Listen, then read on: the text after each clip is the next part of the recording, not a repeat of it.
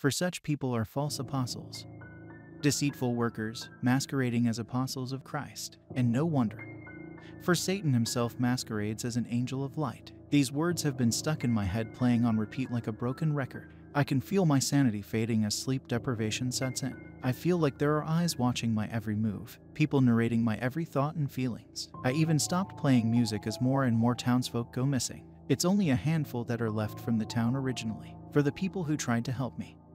The holy water in the church is locked up for some reason, and I did so. Some crosses on me. The pain of doing so wasn't as bad as I thought it would be. It's nothing compared to the mental anguish I've been dealing with. So thank you for all the kind words and suggestions. Now recently, besides the constant scripture running in my head and the occasional townsfolk hulking out and killing more soldiers, it's been quiet.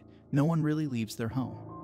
I don't get calls about the radio, and everyone seems to be surviving off the government rations they have been giving us. If anyone was wondering, it's pretty bland. Just boxes of potato flakes. Off-brand water that tastes like pool water, and bread with some bologna that looks gray in color. Day in and day out, I feel like I'm not being protected but contained.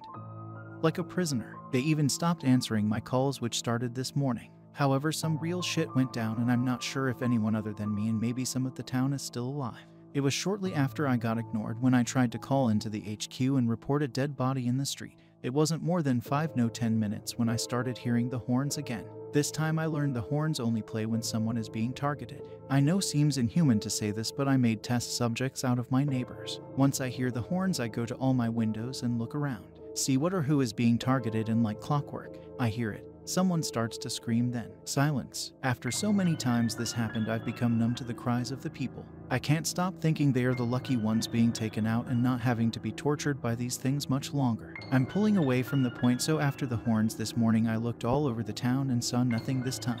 I kept looking, and it seems they were all safe somehow. Shortly after, I heard gunfire coming from the church. They are being taken down. I started to hear someone calling out to me, a voice that was very familiar, but I couldn't make it out. All of the sudden, my body moved on its own accord. It was helplessly moving toward the church. It's terrifying to think you have no control of your body, safety, or life. With this all left to the will of these angels. Last I checked, angels don't devour humans.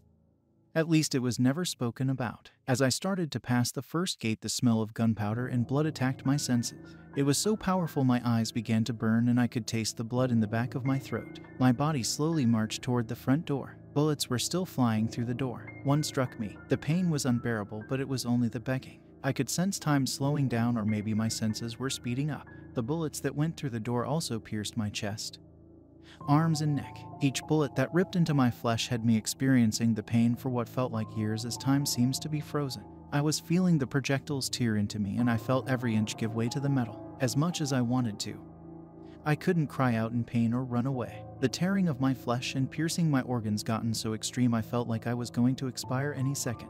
Have you ever felt your heart being pierced by hot lead, or having the feeling of your chest cavity fill with blood? This must be hell, I thought, as my body slowly marches forward. The smoke in the church began to clear as I saw the absolute massacre this was. Bodies were impaled on crosses and contorted in ways that remind me of a horror movie. People were fused in the floor and their faces missing. One of them I stepped on, making a squelching noise as my foot peeled away a layer of their skin, and with a horrible plop as it fell on the floor. No matter what I did or thought, I couldn't stop. My body felt like it was being controlled like a puppet on strings. When I got to the basement, the door was ripped off the hinges, with the door itself pushed into a wall.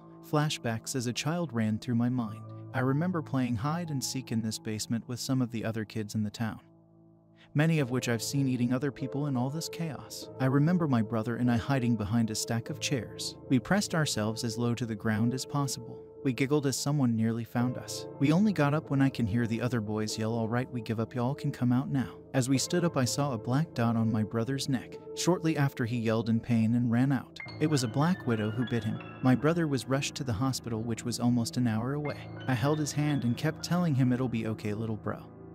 It was just a small spider, you will be fine." Of course, my brother was milking the attention. Some of the best acting I've ever seen was from this moment. After a few hours in the hospital, he was discharged, and ever since then he has been afraid of spiders. This memory, even with all the pain and crazy shit, made me smile. It was a relief that was short-lived. As I approached the pastor's quarters, the lights in the hall were flickering, and to the left and right of me was people standing at the wall looking at me, all of them with jet black eyes and pale skin. The people of this town were just meat suits for these things. I've grown a hatred for them.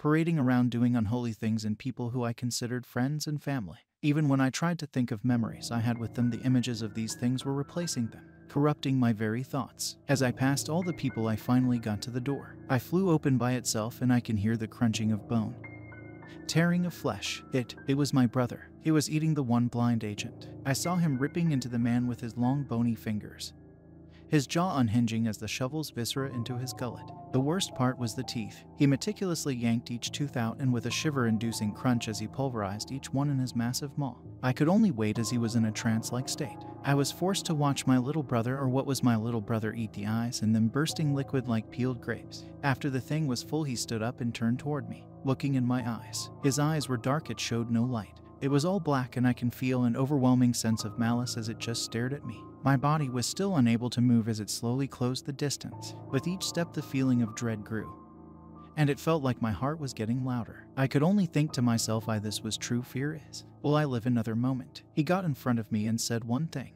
A war is coming, and you are a major piece in it. Will you stand by humanity or those winged beasts whom watch over and terrorize you? I cannot make the choice for you, child, but know this. I do love you. This oddly felt genuine. The feelings of dread and malice were dissipating. I don't know how to describe it other than it felt natural.